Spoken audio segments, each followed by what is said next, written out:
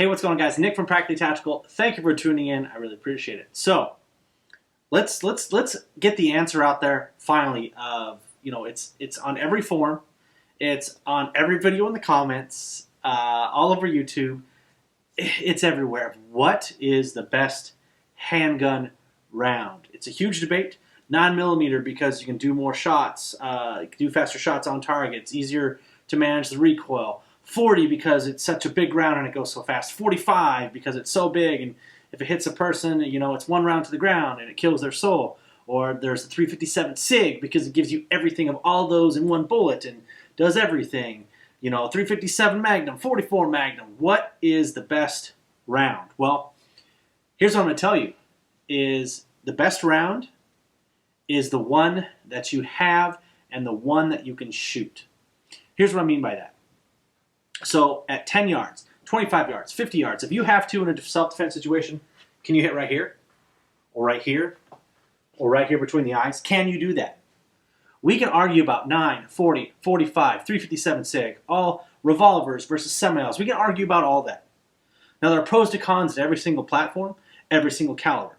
But at the end of the day, can you actually shoot the caliber that you have? Because then if you can't, it doesn't matter if it's 9, 40, 45. It doesn't matter what it is. If you cannot put rounds accurately on target, caliber is irrelevant. And here's something else you need to think about here is we can talk about all these handguns we want. 2 Glock 9mm, dual wheel, the most deadly guns ever. At the end of the day, that's nothing compared to a 5.56 223 out of an AR. Nothing. So, and again, I think the caliber debate and how much we get into really does a disservice to us out there that are looking to get trained better, to become better self-defense, better home defense, better Second Amendment supporters.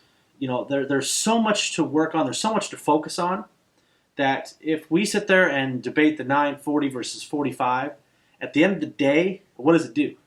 Nothing. All that time that we debated all the different calibers, what about if we talked about handgun fundamentals, home defense fundamentals, having a plan, sight alignment, sight picture, trigger press. If we focused on those fundamentals instead of the actual bullet speeds and knockdown power and the myth or it's not a myth and all this different stuff, if we focus on those fundamentals, how much better are we going to be at stacking rounds on the targets? So that right there, I hope that answers the caliber debate for you guys. And of course, I know we're going to get into it, but we all know 9mm is best. Just kidding.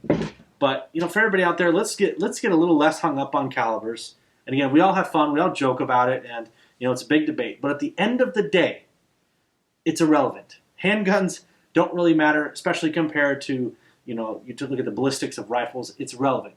But again, what matters is we carry these every single day to save our lives. So at the end of the day, what's important? It's not the size of the bullet or the speed. It's can we put rounds where we need them. So I'd love to hear your guys' thoughts on this. Please put those down below.